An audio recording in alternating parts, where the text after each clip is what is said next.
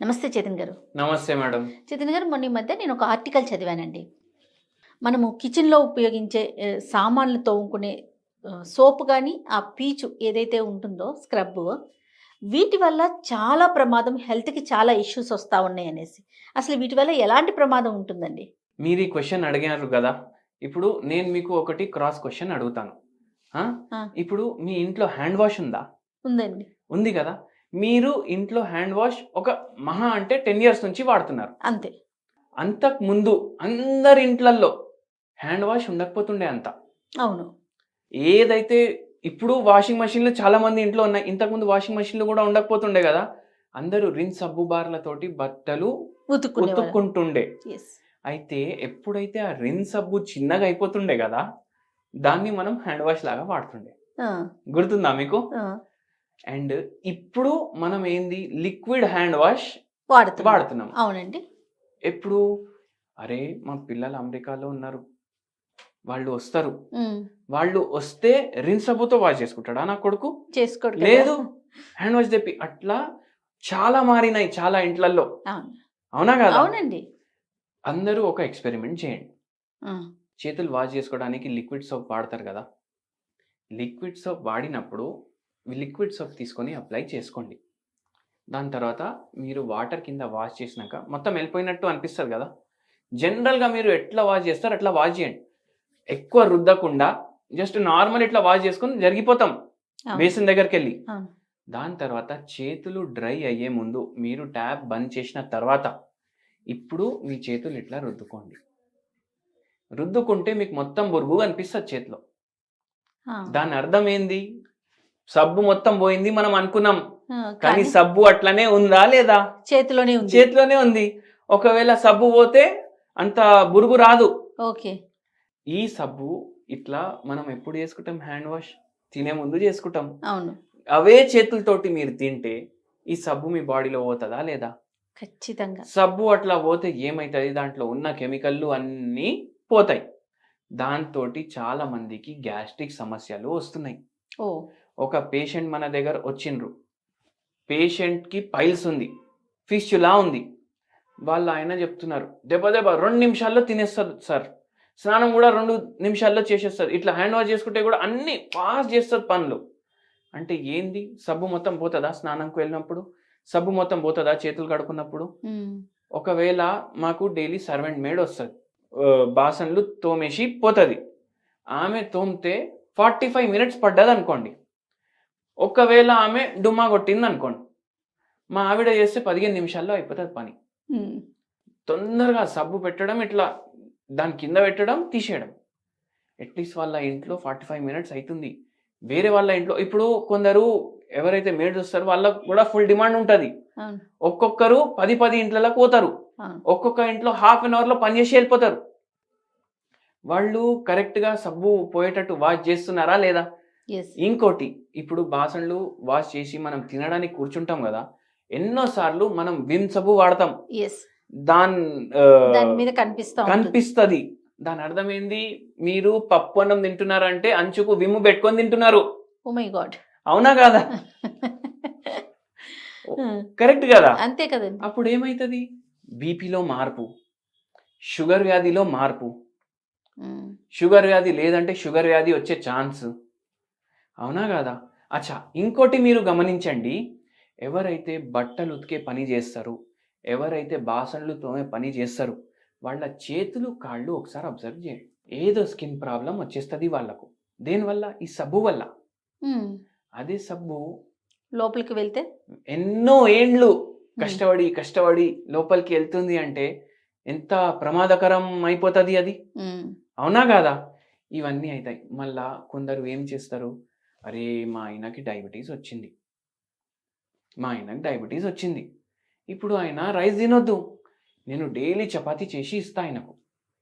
ఇప్పుడు శ్రావణ మాసం ఉంది. మొత్తం శుభ్రంగా ఉండాలి. శివునికి పూజ చేయాలి, హ్మ్. అభిషేకం చేయాలి. అవునా కాదా? అవును. ఏం చేస్తారు? వాళ్ళ కిచెన్ ప్లాట్‌ఫార్మ్ ఉంటది. వాళ్ళ కిచెన్ ప్లాట్‌ఫార్మ్ మీద సబ్బు ఏస్తారు. మొత్తం వాష్ చేస్తారు. సబ్బు మొత్తం పోయిందా లేదా గూడా తెలవదు. దాని మీదనే చపాతీ చేస్తారు. చపాతీ చేస్తారు. రొట్టె చేస్తారు. అంటే మీ ఆయనకి మీరే పాయిజన్ ఇస్తున్నారు, అవునా కదా? అట్లా ఇస్తే ఏమవుతుంది, షుగర్ అది ఇంకా కూడా కాంప్లికేట్ అయ్యే ఛాన్స్ ఉండదా? ఓకే. ఉంటది. ఇన్ని ప్రాబ్లంలు ఉంటాయి సబ్బుతోటి. Oh my God. ఇది మనం ఆలోచించము. మరి ఆల్టర్నేటివ్ అంటే ఏం ఆలోచించాలంటారు? ఆల్టర్నేటివ్ ఏం ఆలోచించాలి అంటే, మీరు ప్రతిరోజు ఆ కిచెన్ ప్లాట్ఫామ్ సబ్బుతోటి కడగడం ఆపండి ఫస్ట్. ఎందుకంటే బట్ట ఉంది సరే, ఒక 10 సార్లు మనం వాటర్లో పిండేసేయచ్చు, సబ్బు పోతుందని అనుకోవచ్చు.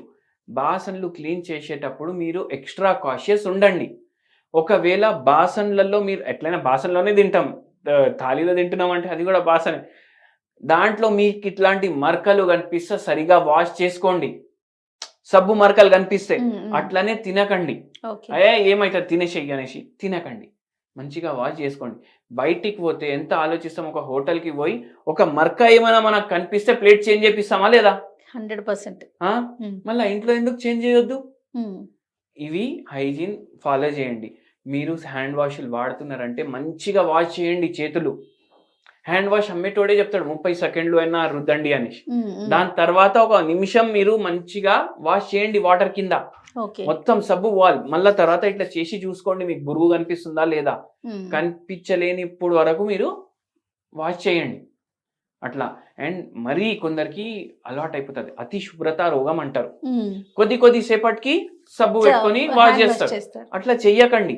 ఆ సబ్బు వల్ల మీ స్కిన్ కూడా డ్యామేజ్ అవుతుంది. అది మన కణాలు ఉంటాయి కదా, అన్ని సెల్స్ ఉంటాయి మన బాడీలో, ఆ సెల్స్ లో కూడా అది పోతుంది.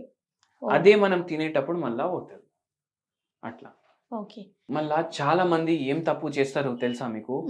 మనం బాసన్లు తోముకోవడానికి ఒకటి అల్యూమినియంది కాదు స్క్రబ్ అవి పర్చేస్ చేసుకుంటాం కదా. మీ పిల్లలు LKG నుంచి 10th వరకు వచ్చేస్తారు, అప్పుడు వరకు గదే ఉంటది మీ ఇంట్లో. కరెక్టే కదా మేడం, ఇవి మార్చారు. టూత్ బ్రష్లు, మళ్ళా ఈ స్క్రబ్లు, ఇవి ఎప్పుడు కోంబ్లు అయితే ప్లాస్టిక్, అది ఇంకో సమస్య అది. కానీ ఏమైతుంది దీంట్లో ఇప్పుడు ఎట్లా అయితే, ఇప్పుడు కొన్ని పాత ఏమంటారు మగ్స్ ఉంటాయి, మీరు బయట ఎక్కడో బౌండరీ వాల్ బయట ఎక్కడో వెనకాల పెట్టేస్తారు, ఎప్పుడో పడేద్దాం అనేసి అట్లానే మర్చిపోతారు కదా. అట్లా 2-3 yearsకి ఆ మగ్ అట్లానే పెట్టి ఉంటుంది అక్కడ. అది వెళ్ళి ఒకసారి జస్ట్ తీసుకొని ఇట్లా ప్రెస్ చేయండి, ఈజీగా బ్రేక్ అవుతుంది. అవును. అంటే ఈ స్క్రబ్ ఏదైతే వాడుతున్నారో దాంట్లో ఉన్న మైక్రో ప్లాస్టిక్ కూడా బ్రేక్ అవుతుంది కదా, అది ఒక్కొక్కసారి ప్లేట్ మీదనే మిగిలిపోతుంది కదా. అవును. మళ్ళా దాంట్లో ఫంగల్ ఇన్ఫెక్షన్స్, బ్యాక్టీరియల్ ఇన్ఫెక్షన్స్, ఇవన్నీ ఫంగస్ కి గ్రోత్ ఎప్పుడు అవుతుంది, మాయిశ్చర్ ఎప్పుడు ఉంటే అప్పుడు అక్కడ అవుతుంది. అవును, అది కూడా అవుతుంది. మీరు అవే వాడుతున్నారు రెగ్యులర్, అట్లా వాడకండి. టూత్ బ్రష్లు రెగ్యులర్గా మార్చండి. మళ్ళీ వెరీ ఇంపార్టెంట్లీ ఏంది నేను చెప్తాను మీకు, మీరు కానీ ఎవరైనా ఒక 30 ఏండ్లు ఎవరైతే వయసు ఉన్నది, 40 ఏండ్లు ఉన్నవాళ్ళు చిన్నప్పుడు గుర్తు తెచ్చుకోండి, అందరి ఇంట్లో టూత్ పేస్ట్ కూడా ఉండకపోతుండే, అవునా కదా? టూత్ పేస్ట్ లో కూడా ఏదో డిటర్జెంట్ ఏజెంట్ ఉంటది కదా, అది కూడా కడుపులో పోతే ప్రాబ్లం అవుతుంది. అప్పుడు దేనితోటి మనం బ్రష్ చేసుకుంటుండే, మంజన్ తోటి కానీ ఆయుర్వేదం మంజన్ తోటి, లేదు అంటే ఉప్పుతోటి బ్రష్ చేసుకుంటుండే మనం.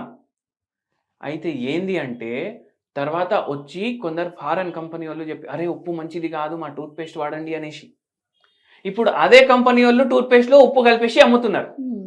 కానీ మనకు ఏమొచ్చేసింది మైండ్ లో, టూత్ పేస్ట్ మంచిది ఉప్పు కన్నా, అవునా కదా? అయితే మీరు టూత్ పేస్ట్ కూడా వాడుతున్నారంటే ఇట్లా 2 సార్లు ఇట్లా పొక్కులించేసి రాకండి, మొత్తం మీకు టూత్ పేస్ట్ టేస్ట్ ఉండొద్దు మీ నోట్లో, అప్పుడు వరకు మీరు పొక్కులించాలి. ఇది కొద్దిగా వెరీ ఇంపార్టెంట్ పాయింట్స్. రైట్. ఇవన్నీ చిన్న చిన్న విషయాలే కానీ డాక్టర్ గారు, కానీ ఆలోచిస్తే నెగ్లెక్ట్ చేస్తే చాలా పెద్ద పెద్ద ప్రమాదాలు జరగడానికి అవకాశం ఉంటుంది కదండి. అవునండి. రైట్. తగిన జాగ్రత్తలు తీసుకోవటం మంచిది. థ్యాంక్ యూ సో మచ్ అండి.